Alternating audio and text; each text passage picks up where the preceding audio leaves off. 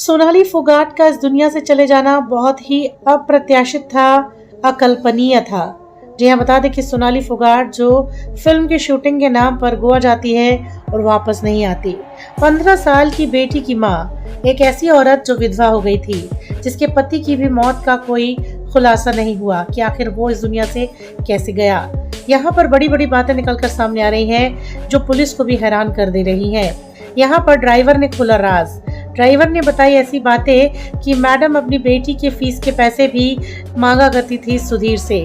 कारें थी सोनाली की, पर मालिक बना फिरता था सुधीर। दोस्तों, बता दें कि सोनाली फोगाट के ड्राइवर उमेद सिंह और भाई वतन ढाका से जब बातचीत की गई तो दोनों ने पीए सुधीर सांगवान पर कई आरोप लगाए। ड्राइवर ने कहा कि सुधीर सारे पैसे अपने खाते में रखवाता था। सोनाली के भाई ने कहा कि सुधीर ने गुरुग्राम वाले फ्लैट के बारे में उन्हें अंधेरे में रखा। जी हाँ, आखिर ऐसा क्या था कि सुधीर सांगवान ने बीजेपी नेता और टिकटॉक स्टार सोनाली फोगाट को इतना कब्जे में ले लिया था। सोनाली फोगाट केस में लगातार नए राज खुल रहे हैं। पता चला है कि सोनाली जिन महंगी महंगी गाड़ियों में घूमा करती थी, उनमें से एक भी गाड़ी उनके नाम पर नहीं थी। आरोप ये था कि उनका पीए सुधीर सांगवान इन कारों को बेच चुका था या फिर अपने नाम ट्रांसफर करवा चुका था। सुधीर पर यह भी आरोप है जो कि सोनाली के ड्राइवर उमेद सिंह ने लगाए हैं, और परिवार ने भी यही आशंका जताई है कि सोनाली फोगाट के पास 4 कारें थी जिसका वो फिलहाल इस्तेमाल कर रही थी, लेकिन अब फिलहाल उनमें से किसी गाड़ी का अता पता नहीं है। और उन गाड़ी की कागजी कार्यवाही की या किताबों की बात करें, कागजों की बात करें, तो उनमें से किसी भी कार की मालकिन सोनाली नहीं थी। उनकी एक भी कार की मालकिन सोनाली नहीं थी, बल्कि कार का मालिक सुधीर सांगवान था। वहीं 3 अन्य कार किसी और लोगों के नाम पर थी। ड्राइवर के साथ साथ सोनाली के भाई वतन ने भी यही बातें कही हैं। बातचीत में सोनाली के ड्राइवर रहे शख्स ने सुधीर पर कई आरोप लगाए। उन्होंने कहा कि सोनाली की स्कॉर्पियो स्कोडा गाड़ी उन्होंने चलाई थी। सुधीर ड्राइवर से कहता था कि एक मर्सिडीज भी है जिसका एक्सीडेंट हो गया है और वो दिल्ली की किसी एजेंसी में खड़ी हुई है। ड्राइवर ने आगे और भी जानकारियां दी। उन्होंने बताया कि सोनाली के पास पहले स्कॉर्पियो थी जिसे सुधीर ने 8 लाख रुपए में बेचा और बाद में दिल्ली से 3.5 लाख रुपए की सफारी कार खरीदी।